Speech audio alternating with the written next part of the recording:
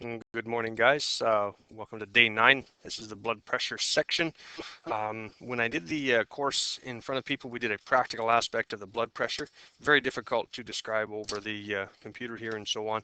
So we're just going to go through the material, page 330, 335 here. Images in front of you were just uploaded a little while ago, so you guys can have a look at them as well. So to start with, we're looking at chapter number 19, the function of the blood vessels. We've looked at the cardiovascular system in depth in terms of the primary organ with the heart and so on, and now the delivery system to the body and the respiratory system or the pulmonary system are very important as well. Veins and arteries are the primary pathways around the body. Those divide down into smaller and smaller arterioles and venules, and eventually into capillaries, both the pulmonary and systemic capillaries. The capillaries are where the exchange takes place between the affected tissues and the circulatory vessels. As such, these are often referred to as exchange vessels. So at pulmonary level, we have exchange. At the systemic level, during the cells, at the cellular level, we have exchange happening as well. Um, the arteries and arterioles are often called the resistance vessels. Arteries and arterioles can constrict and dilate, get larger and smaller with the smooth muscle that line them to help to regulate blood pressure, to increase it and decrease it and so on. As you go through and learn more and more about the human body, you'll notice that shock, for example, different types of shock affect the body's ability to regulate the smooth muscle and cause a drop in blood pressure that can be life-threatening, and so on and so on. The veins and venules, or return to the heart vessels, are also referred to as the capacitance vessels at times. Capacitance meaning capacity to store blood. So these capacitance vessels actually store a large volume of our blood in preparation for its need when we have a higher demand, i.e. when we're undergoing physical exercise and so on. A higher strain on our system causes our capacitance vessels, or the veins, to bring more blood back into circulation. Now, when we look at the blood vessels and their regulation of blood pressure, um, the arteries and arterioles are lined with smooth muscle, both linear and circular smooth muscle, so they can constrict and dilate. And what they essentially will do is maintain a minimum blood pressure.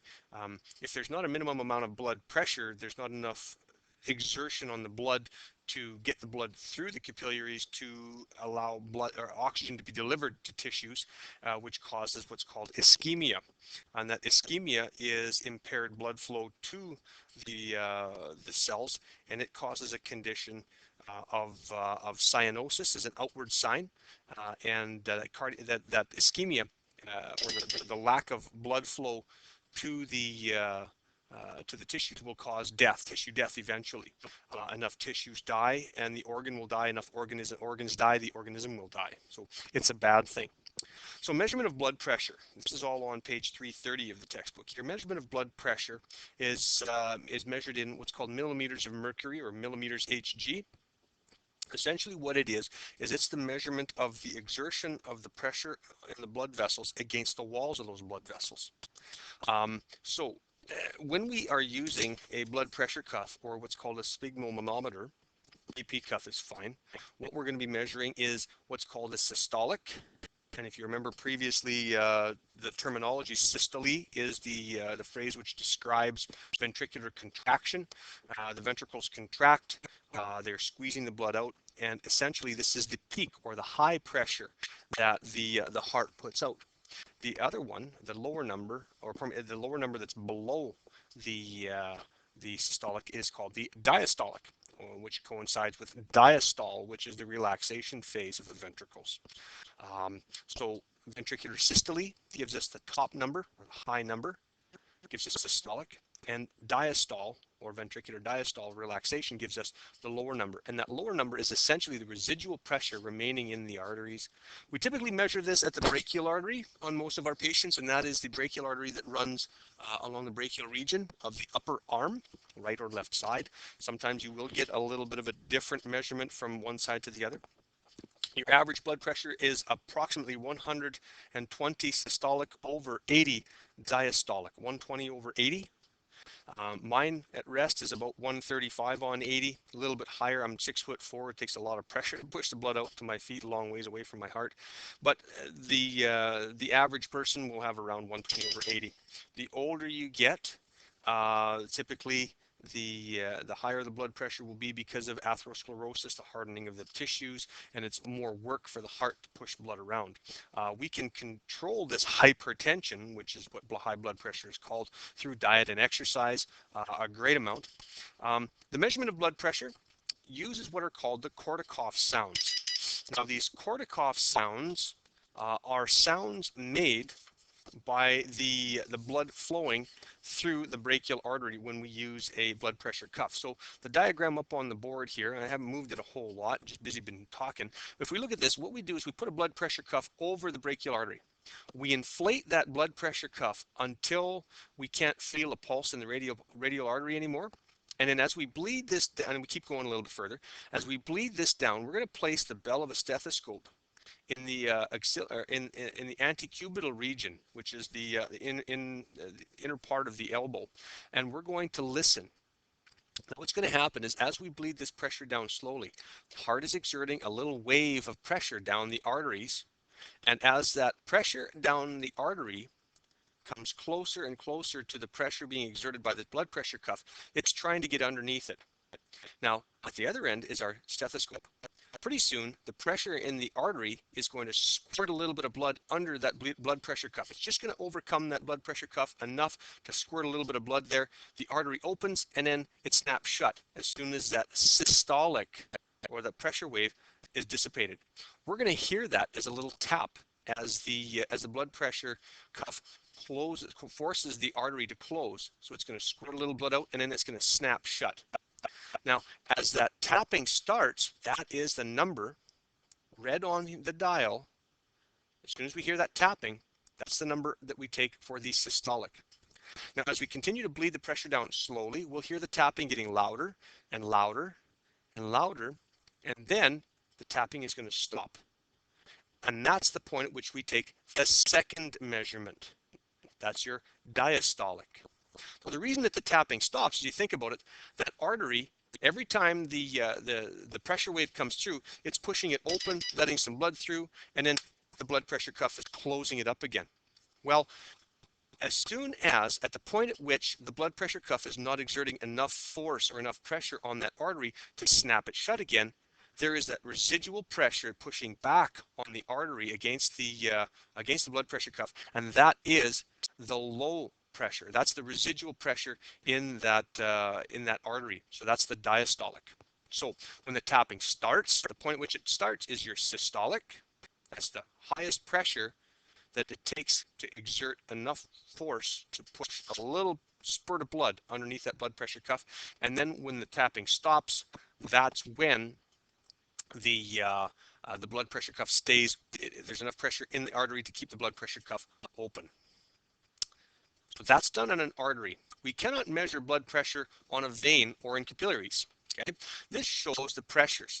Now, the aorta and the large arteries, like the brachial artery, the femoral artery, the etc., they have high systolic pressure. Okay, and we take that brachial artery because that's the largest one that we can take an accurate measurement on. And you think about it, it's not very far away from the heart. It's only about 12 inches away. As we get to smaller arteries and arterioles, that blood pressure is dissipated. Okay, when we get down to the capillaries, you can see that the systolic pressure wave is a lot less. Now that pressure is dissipated as the blood flows through the capillaries. As it's gathered back up in the veins and venules, or venules to start with, sorry, and then in the small veins and large veins, it's down, it crosses down to zero. So it's actually below zero pressure. I can't see how it can get below zero pressure, but that's what the graphic shows. And then it dumps into the vena cava. Well, you might wonder, well, how the heck does that blood get back to the right side of the heart? Well, we have some structures within the veins and venules called valves. These valves are formed that in cooperation with the skeletal muscle, when the skeletal muscles contract, they squeeze the veins, forcing blood in one direction only, upwards towards the vena cavas, inferior vena cava, towards the right side of the heart. And when those skeletal muscles relax, blood is pulled up and so on. So you're almost like a set of little pumps, pumping that blood back up to the right side of the heart.